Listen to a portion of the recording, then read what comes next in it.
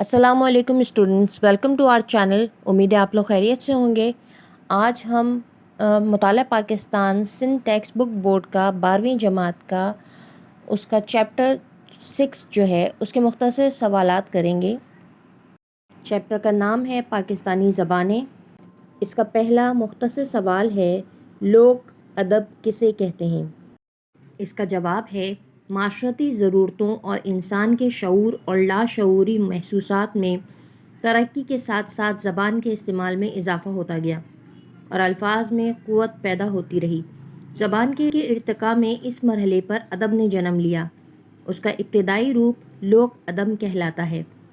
इस किस्म के अदब में वहाँ के बोलने वालों के मिजाज, सक़ाफ़ती पस मंज़र और एहसासात की अक्कासी होती है। इस चैप्टर का दूसरा सवाल है, मयारी अदब की तारीफ़ करें।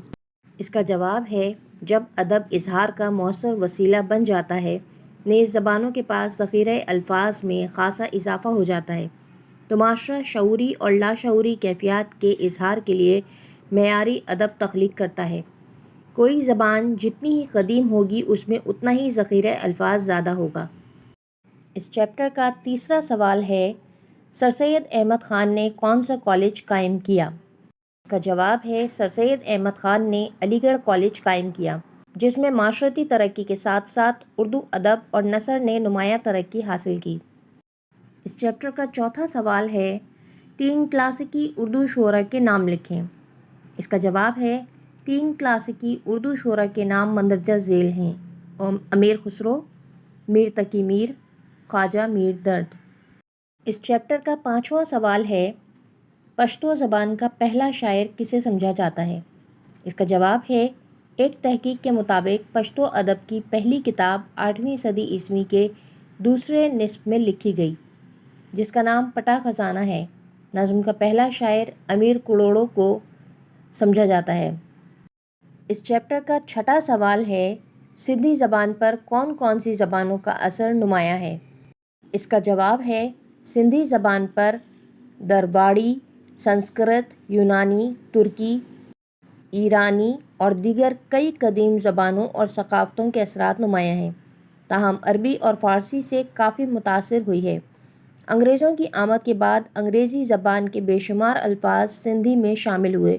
सिंधी ज़बान का अदब और ज़ख़ीरा अल्फाज बहुत वसी है।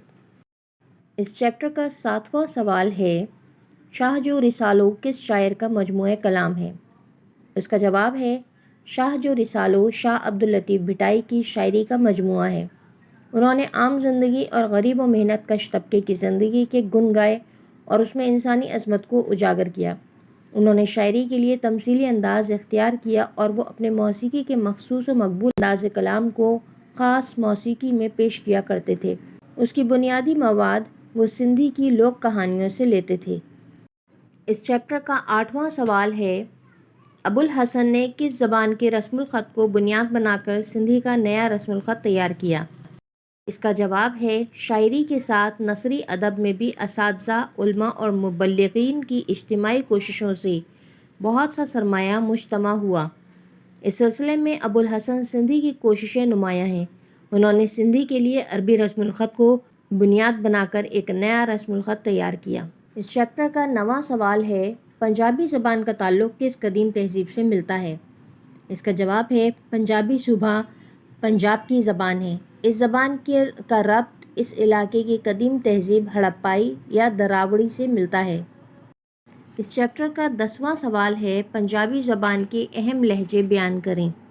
उसका जवाब है, तारीख़ी जोग्राफियाई तब्दीलियों के बाइस इसके 6 बड़े लहजे या बोलियाँ हैं, माछी, मुल्तानी या सराइकी, पोटोहारी, छाछी, धनी और शाहपुरी।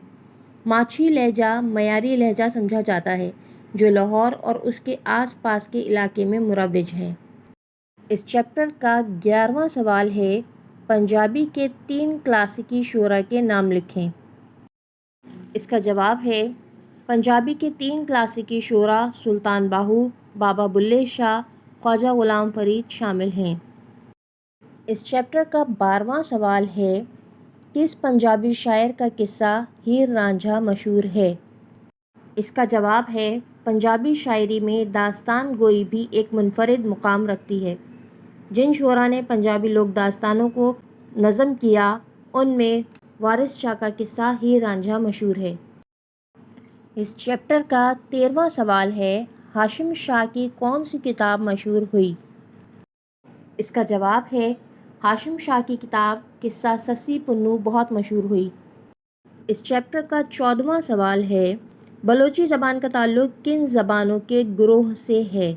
اس کا جواب ہے بلوچی اپنی معاشرت کے اعتبار سے بادیہ نشین ہیں۔ ان کی زبان بلوچی ہے جس کا تعلق آریائی زبانوں میں سے ہے۔ اس چیپٹر کا 15واں سوال ہے، بلوچی زبان کے 2 اہم لہجے تحریر کریں۔ اس کا جواب ہے بلوچی زبان کے 2 اہم لہجے مندرجہ ذیل ہیں، پہلا سلیمانی اور دوسرا مکرانی ہے۔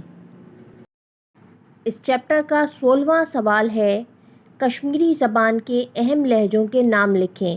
اس کا معیاری لہجہ کون سا سمجھا جاتا ہے؟ اس کا جواب ہے کشمیری زبان کے کئی مشہور لہجے ہیں جن میں سلیمانکی، ہندکی، گندورو، گامی زیادہ مشہور ہیں۔ معیاری و ادبی لہجہ گندورو کو سمجھا جاتا ہے۔ کشمیری ادب کو موضوع کے اعتبار سے 5 حصوں میں تقسیم کیا جا سکتا ہے۔ اس چیپٹر کا 17واں سوال ہے، براہوی زبان وادی سندھ کی کون سی قوم بولتی تھی؟ اس کا جواب ہے وادی سندھ کی قدیم قوم دراوڑ کی زبان براہوی ہے۔ براہوی قبائل مستقل آبادی نہ ہونے کی وجہ سے اس قبیلے کے لوگ سندھ، پنجاب اور بلوچستان کے علاقوں پر پھیلے ہوئے ہیں۔ ساراوان، جھلاوان، کچھ اور مکران کے علاقوں میں ان کی آبادی گنجان ہے۔ اس چیپٹر کا آخری مختصر سوال 18واں سوال ہے، براہوی زبان کے 2 واضح لہجوں کے نام لکھیں۔ اس کا جواب ہے اس زبان کے 2 واضح لہجے ہیں۔ مشرقی لہجہ سندھی زبان کے قریب ترین ہے اور مغربی لہجے پر بلوچی اثرات غالب ہیں۔ اگر آپ کو ہماری ویڈیوز پسند آ رہی ہیں تو پلیز سبسکرائب کیجیے، لائک، کامنٹ اور شیئر کرنا نہ بھولیے، اس سے ہماری حوصلہ افزائی ہوتی ہے۔ بہت شکریہ۔